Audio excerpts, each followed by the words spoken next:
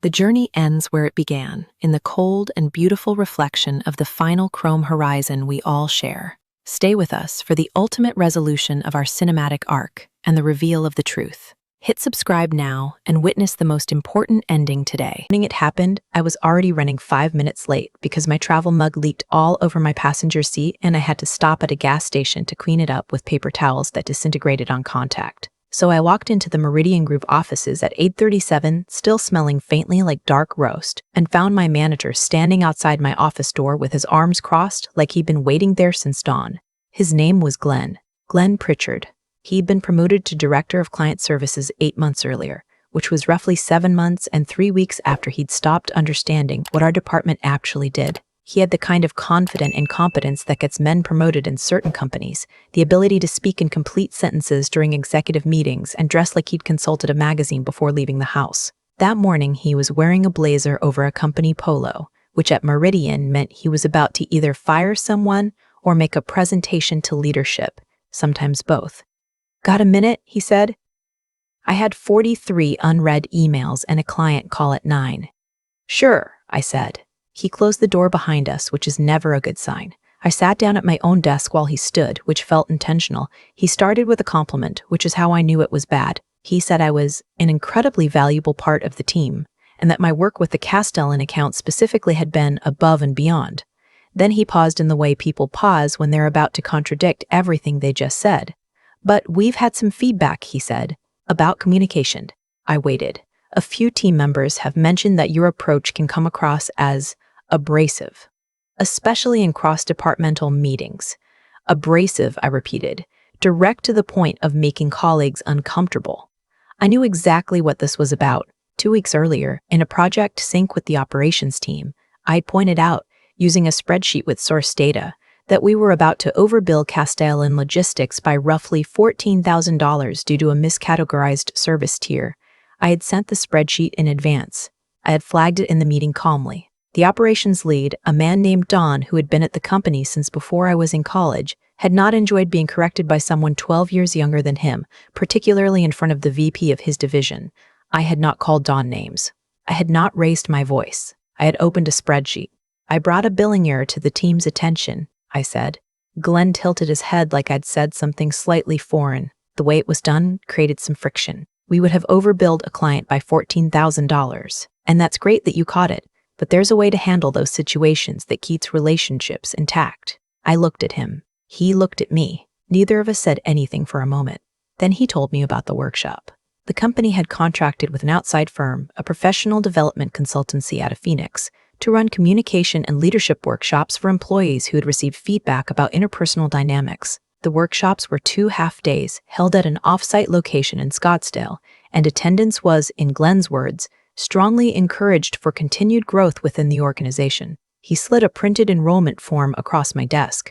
I looked at the form. I looked at him. The workshop was called Bridging the Gap, Collaborative Communication for High-Performing Teams. The facilitator's name was listed at the bottom in italics, Coach Lyle. "Is this mandatory?" I asked. He smiled the smile of someone who has practiced saying no while meaning yes. "We really think it would be beneficial." I took the form home that night and sat with my cat, Pepper, who had the good sense to fall asleep on my feet while I stared at it. My husband found me at the kitchen table at 11 o'clock and asked what was wrong. I showed him the form. He read it. He set it back down. "Coach Lyle," he said. "Coach Lyle," I said. We didn't say anything else for a while. The workshop was held on a Tuesday and Wednesday in a hotel conference room that smelled like carpet cleaner and anxiety. There were 9 of us in attendance. I recognized 2 from other departments. We were given name tags and lanyards and packets printed on cardstock that cost more than they should have. The cover said, "Your journey starts here," in a font that suggested a spa rather than professional consequences. Coach Lyle was shorter than I expected from his headshot. He wore a microphone clipped to his collar, even though the room was small enough that a raised voice would have been more than sufficient. He opened with a question. "How many of you would say you're good listeners?" Everyone raised their hands, including me. He nodded, like this was deeply meaningful. For 2 half-days, we did exercises. We practiced active listening by repeating back what a partner said in different words.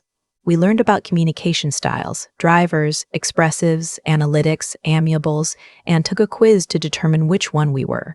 I came out as an analytic, which the packet described as someone who prioritizes accuracy over harmony and may unintentionally create distance with colleagues. May unintentionally create distance. I thought about the $14,000. I thought about Don. I thought about Glen standing in my office with his arms crossed. During the lunch break on the first day, I sat outside at one of the hotel's patio tables and pulled up my phone. I had 2 emails from Castellan Logistics. The first was from their operations coordinator, a woman I'd worked with for over a year, asking about renewal terms.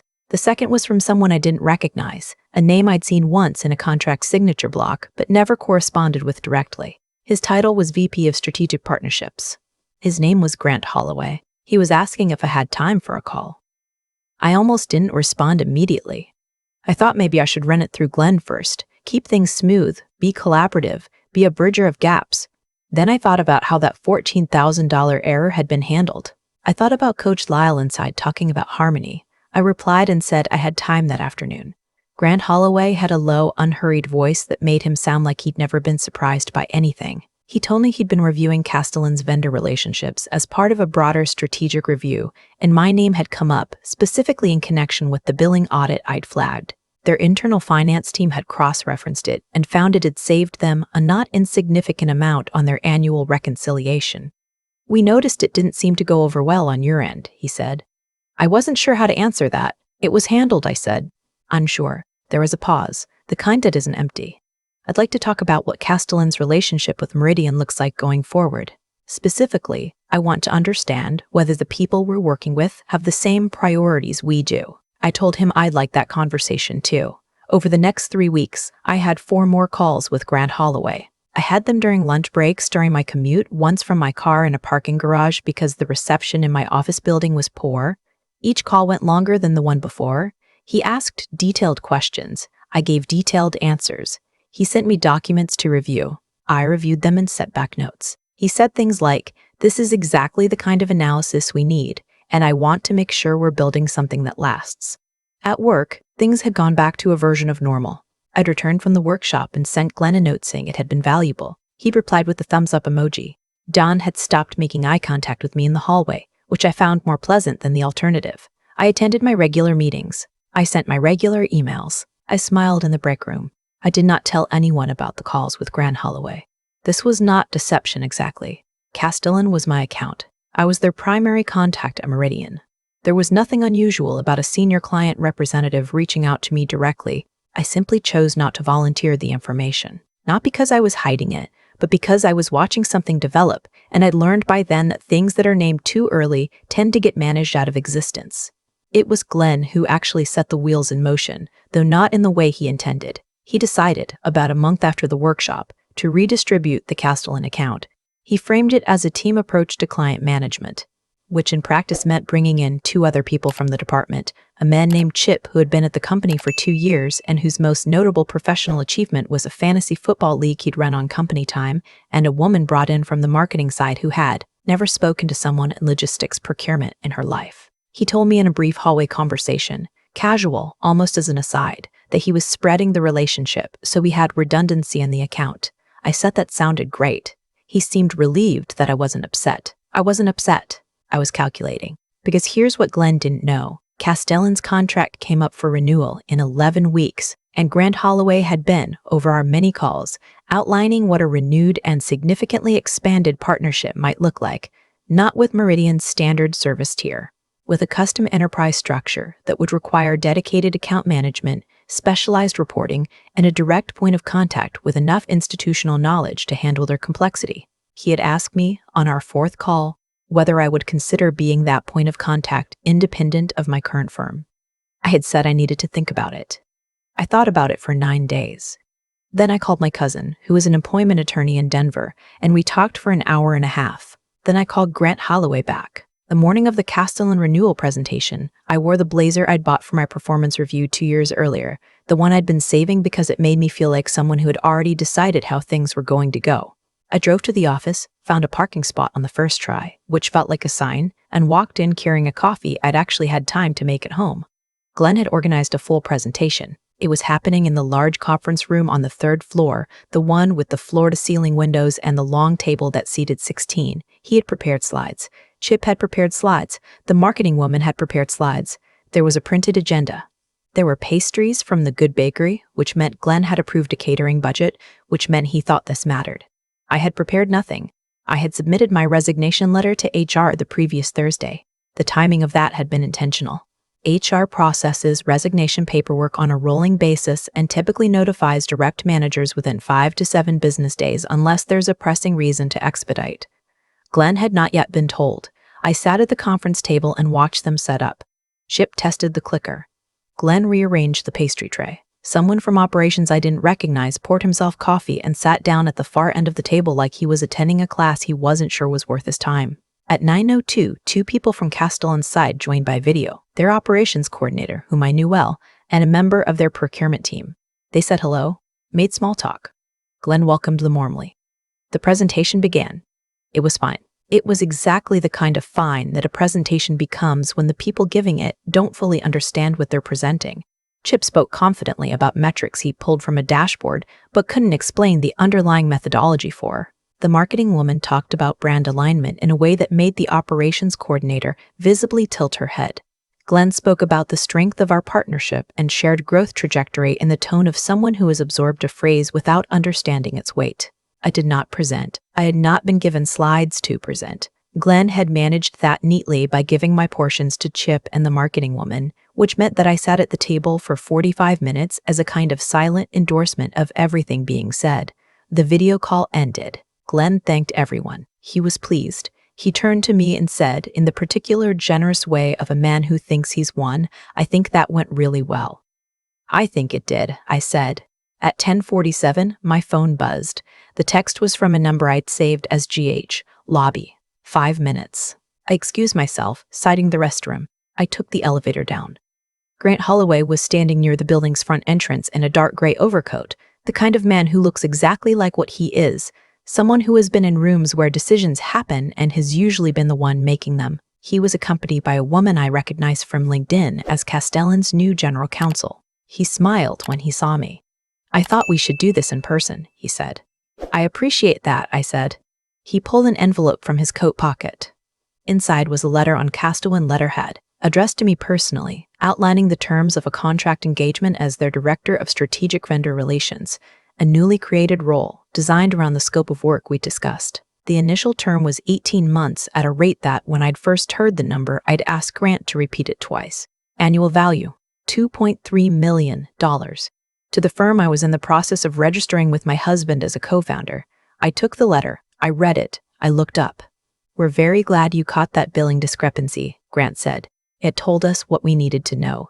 I thanked him. The general counsel handed me her card. We agreed on a start date. Grant shook my hand, said he had another meeting downtown, and left. I stood in the lobby for a moment with the envelope in my hand, and the noise of the office building moving around me. Someone's heels on the marble, a phone ringing somewhere, the elevator chiming open at the far end. Then I took the elevator back upstairs. Glen was in the hallway outside the conference room when I stepped out. He had a pastry in one hand and his phone in the other. He was reading something on the screen, which is why he didn't see me until I was a few feet away. Then he looked up, and he looked at the envelope. He had that particular kind of face men get when their mind is running faster than their expression can keep up. Something shifting, calculating, not quite landing. "What's that?" he said. I thought about a lot of things I could say. I thought about Coach Lyle and his microphone in a conference room that didn't need one. I thought about the communication quiz and being told I created distance. I thought about $14,000. "My next chapter," I said. HR had informed him by end of day.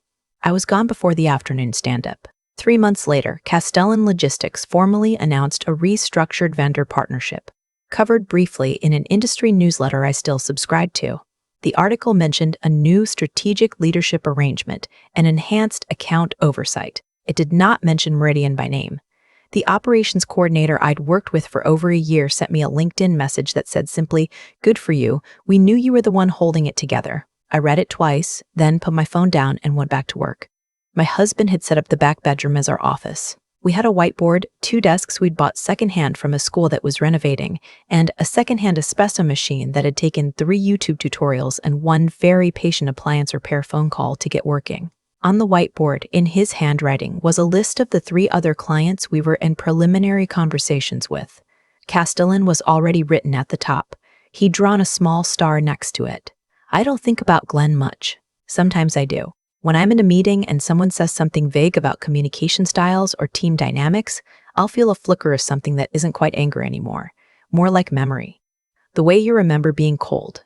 The workshop, I'll say this. Coach Lyle taught me one thing that mattered, though not the thing he intended. He said on the second morning while we were practicing reflective listening with a partner I'd never met, the way you respond to a problem tells people more about you than the problem itself. He meant it as advice about staying calm in conflict, about not being abrasive, about bridging gaps. I took it differently. When I saw a $14,000 billing error, I said something. When I was punished for saying something, I paid attention to what that told me about the people who had punished me. When the right door opened, I walked through it. I don't know what happened to Dawn. I don't know if Glen still runs that department or if the pastry budget survived the quarter. I know Chip presented metrics he didn't understand to a client who had already decided to leave. And I know that Glen stood in a hallway with a pastry and watched the envelope in my hand and understood, in the way that understanding sometimes arrives all at once and too late, what had happened. That was enough. Pepper, for the record, has claimed the corner of my new desk as her own. She sits there during my calls and occasionally walks across my keyboard. Last week, she sent an incomplete email to Grant Holloway's assistant that read only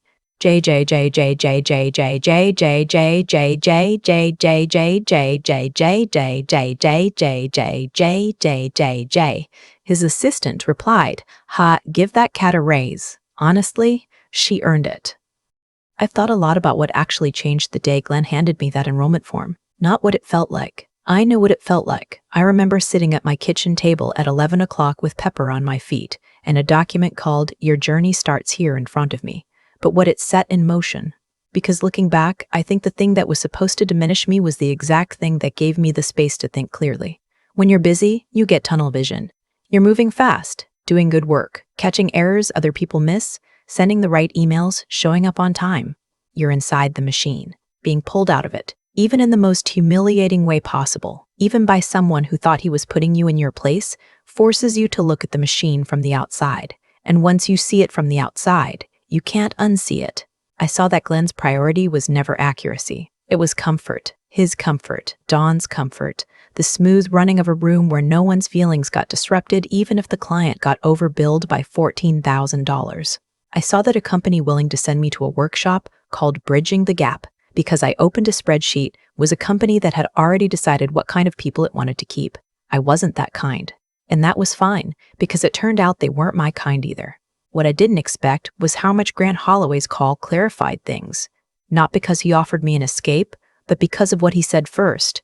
We noticed it didn't seem to go over well on your end. He'd watched how the company responded to someone doing the right thing, and he'd drawn a conclusion about the company. That's how trust actually works, not from pitch decks or account reviews, but from watching what an organization does when doing the right thing is inconvenient. I had spent years being professional in ways that cost me, staying quiet when I should have asked questions, softening feedback until it was too gentle to land, prioritizing harmony in rooms where the harmony was artificial and the actual problems were compounding underneath. I don't think that was weakness. I think it was a kind of hope. The belief that if I kept my head down and did excellent work, the system would eventually recognize it. The workshop was the moment I understood that some systems aren't designed to recognize excellent work. They're designed to absorb it and reward whoever is standing nearby. Integrity isn't about grand moments. It isn't about the day you hand in your resignation or walk through a lobby with an envelope in your hand. It's about the smaller, quieter choices, flagging a number that would have been easier to ignore, answering a client's email honestly when you could have deflected, not walking back what you knew to be true because someone with a title found it inconvenient. Those choices accumulate. They become your record, whether anyone inside the company is keeping track of it or not. Grant Holloway was keeping track. Glen stood in that hallway and looked at the envelope, and I watched him understand, all at once and too late, what had happened. I don't wish him anything bad. I genuinely don't. But I hope, if he ever sees someone catch a billing error in a meeting and the room goes quiet, he remembers that afternoon. I hope he thinks about what it costs to punish accuracy, not to me. I landed on my feet. to the next person sitting at that table doing good work, waiting for the machine to notice. The machine doesn't always notice, but the right people do.